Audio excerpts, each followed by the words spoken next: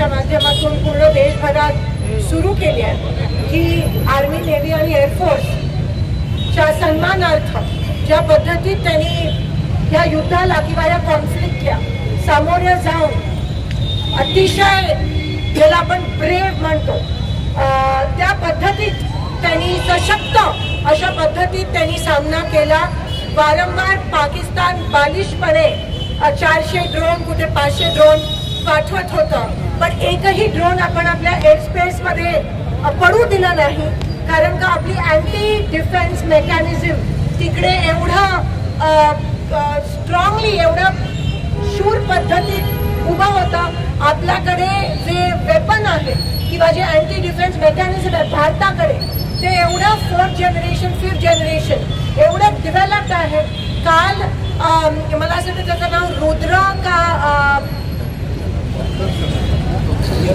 सुदर्शन चक्र आणि रुद्र हे आहे आणि ते एका वेळेस 4-4 हजार फायर करून आपण पाकिस्तानी पाठवलेल्या जे टर्कीमध्ये बनवलेले ड्रोन्स आहेत त्यांना आपण नाकाम केलं, न्यूट्रलाइज केलं। ही आपल्या सेनाचा विजय आहे आणि त्यांचा वेन आहे, त्यांना मी या ठिकाणी सलाम करते। आज जेव्हा जेव्हा ब्रीफिंग देत होते तेव्हा एका साईडला कर्नल कुरेशी महिला होत्या, दुसऱ्या साईडला कर्नल सिंग त्या पण विंग कमांडर सिंग होत्या, त्या पण दोन्ही महिला।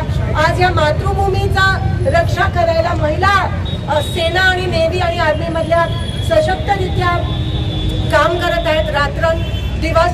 पहलगाम मध्ये जो अटॅक झाला आणि त्याच्यानंतर ऑपरेशन सिंदूर जेव्हा लॉन्च झालं, त्या ऑपरेशन सिंदूर मध्ये काँग्रेस पक्ष हा कोणत्याही प्रकारचं राजकारण न करता सर्व पक्ष खांद्याला खांदा लावून देशाच्या लोकांसाठी देशासाठी एकत्र राहिले एका शत्रूच्या विरोधात। मला असं वाटतं शत्रूच्या विरोधात एकत्र राहण्यातच आपल्या देशाची ताकद आहे आणि त्याच्यामुळेच वायुसेना असेल, नेव्ही असेल, आर्मी असेल त्यांना हिंमत मिळते।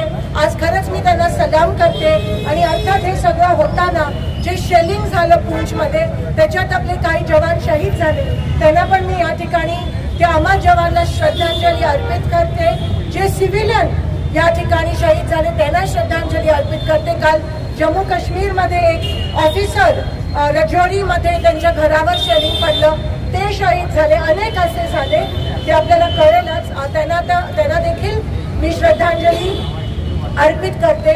खरं तर सीज फायर झालं चांगली गोष्ट आहे, कारण का ह्याच्यामध्ये जे जीव आहेत, जे निरागस माणसं त्यांचे जीव जात असतात।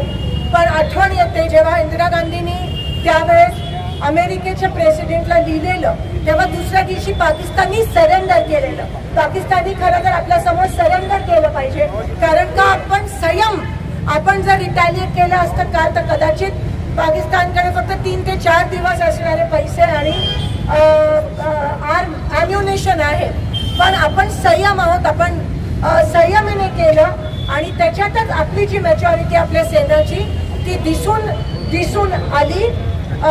त्यांचे सगळे प्रयत्न आपण नाकाम केले आणि निंबर्गी सर म्हणाल्याप्रमाणे ठिकठिकाणी ते आपल्याबद्दल आपण इथे हमला केला।